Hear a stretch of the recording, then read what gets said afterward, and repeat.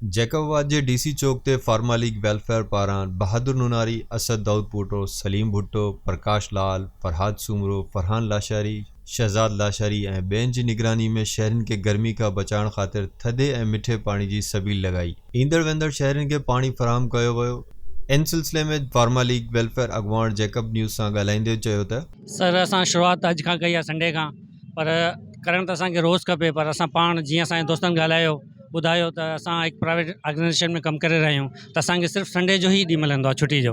त इन करे असां कोशिशि करे हर संडे ते हर मुख़्तलिफ़ स्पॉट्स ते इहा कैंप लॻाईंदासीं मिठे पाणी जी। ऐं उन सां गॾु वक़्तनि वक़्तनि असां मेडिसिन कैंप बि लॻाईंदासीं कंहिं ॻोठ में, कंहिं अहिड़े एरिया में जिते कंहिं ग़रीब खे या कंहिं ॻोठाणे खे सहूलियत नथी मिले, त असां उनखे जीअं उनखे सहूलियत प्रोवाइड करे सघूं। इहा कैंप असां हर संडे ते कोशिशि कंदासीं इंशाअल्लाह ताला त माना असां कयूं।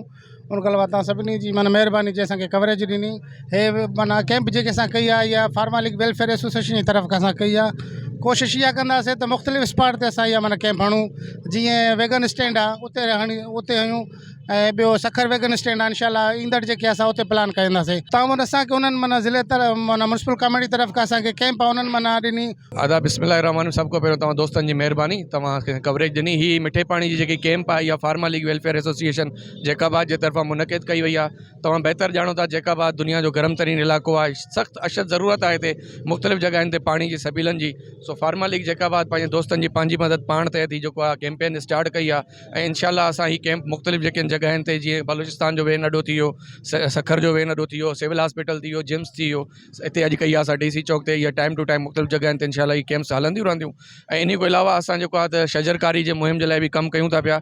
जैकाबाद जे अंदरि इंशाअल्लाह असांजो प्लान आहे त घटि में घटि 1000 ॿूटो असां जेको आहे मुख़्तलिफ़ जॻहियुनि ते प्लांट कयूं। जीअं उहे वण इंशाअल्लाह वॾा थींदा त इंशाअल्लाह जैकाबाद जो गर्मी पद कुझु घटि थींदो। हीट स्ट्रोक खां शहरनि खे बचाइण ऐं एहतियाती तदाबीरनि ते अमल कराइण हुकूमत जे फ़र्ज़नि में शामिल आहे, पर जैकबाबाद में हुकूमती सतह ते हीट स्ट्रोक खां बचाव ख़ातिर के जोगा उपाउ नाहिनि वरिता विया। नैन भट्टी, जैकब न्यूज़, जैकबाबाद।